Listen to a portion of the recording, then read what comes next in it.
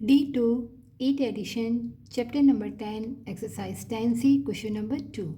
Find the value of the unknown in each of the following right angle triangles. Part A में हमारे पास जो given है right angle triangle, तो यहाँ पर हमारे पास अननोन जो है वो A डिग्री दिया हुआ है, यानी कि हमें यहाँ पर एंगल फाइंड करना है। और यहाँ पर ये 90 डिग्री है, तो 90 डिग्री के सामने वाली जो साइड होती है वो हमारी होती है हाइपोटेन्यूस। और जिस लाइन में दो एंगल हो, जैसे कि हमें ये एंगल फाइंड करना है और यहाँ 90 डिग्री है, तो इस लाइन में दो एंगल है, तो ये हमारा हो जाएगा बेस और दूसरा क्या हो जाएगा परपेंडिकुलर। अब यहाँ पर हमें एंगल फाइंड करना है, तो हम देख लेते हैं हमारे पास गिवन जो है उस हिसाब से हम ट्रिग्नोमेट्री रेशियो को अप्लाई करेंगे। तो यहाँ हमारे पास परपेंडिकुलर है और हाइपोटेन्यूस है, तो हमारे पास जो ट्रिग्नोमेट्री रेशियो होते हैं साइन कॉस और टेन का, तो साइन में हमारे पास परपेंडिकुलर पर हाइपोटेन्यूस होता है। तो यहाँ पर हम क्या करेंगे, हम साइन थीटा अप्लाई करेंगे ट्रिग्नोमेट्री रेशियो में।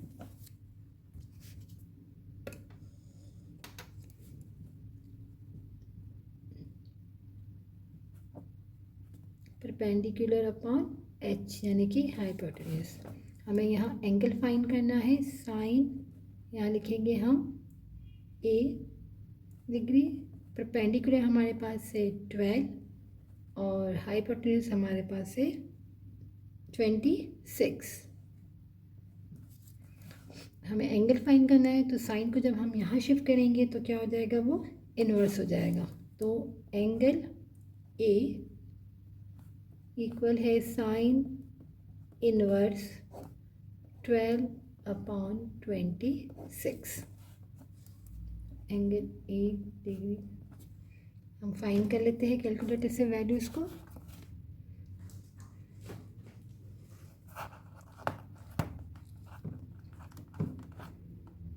शिफ्ट साइन 12 डिवाइडेड 26, तो हमारे पास यहाँ आया है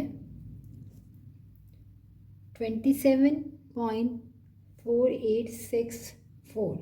तो जो हमारा 4 डेसिमल है वो 8 है, 5 से बड़ा है, तो हम थर्ड में 1 को ऐड करेंगे, तो हमारे पास हो जाएगा 27.5 आ गया।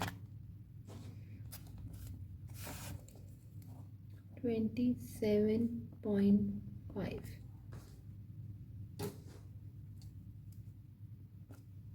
डिग्री।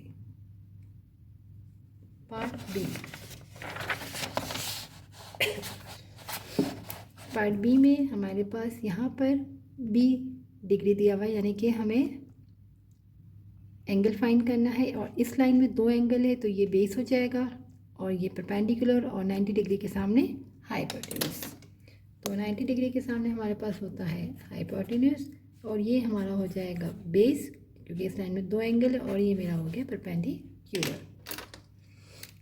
अब यहाँ पर मेरे पास बेस है और हाइपोटेन्यूस है, तो जो हम ट्रिग्नोमेट्री रेशियो अप्लाई करेंगे वो करेंगे कॉस थीटा, क्योंकि base upon hypotenuse.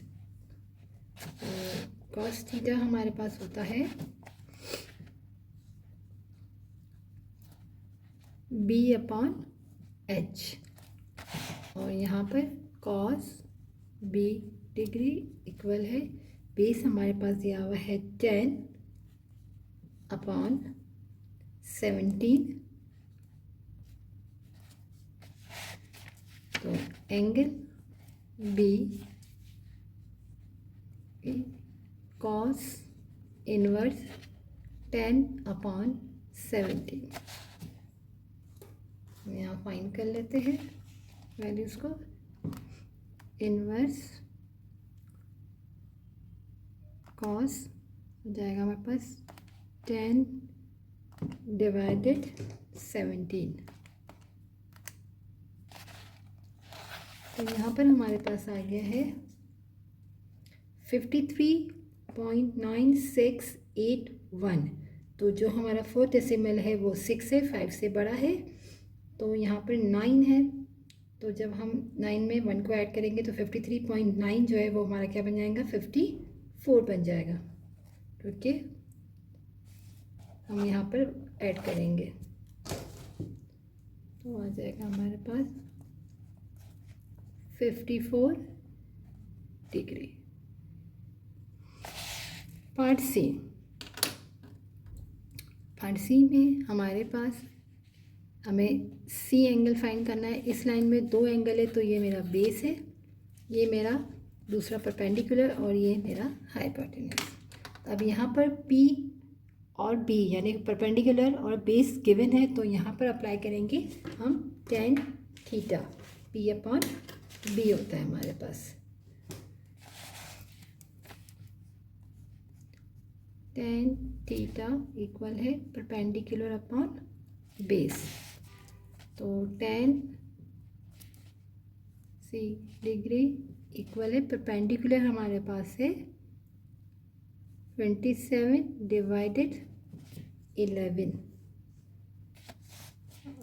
Angle C degree हमारे पास हो जाएगा टेंजेंट इनवर्स 27 अपॉन 11। तो एंगल सी डिग्री हम फाइंड कर लेते हैं।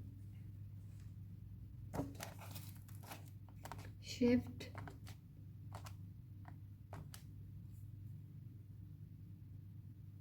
tan 27 डिवाइडेड 11, तो यहाँ पर हमारे पास आ गई वैल्यू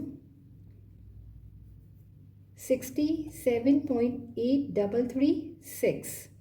तो 4 डेसिमल हमारा 3 है, 5 से छोटा है, तो हम यहाँ पर सेम लिखेंगे 67.8 67.8 डिग्री।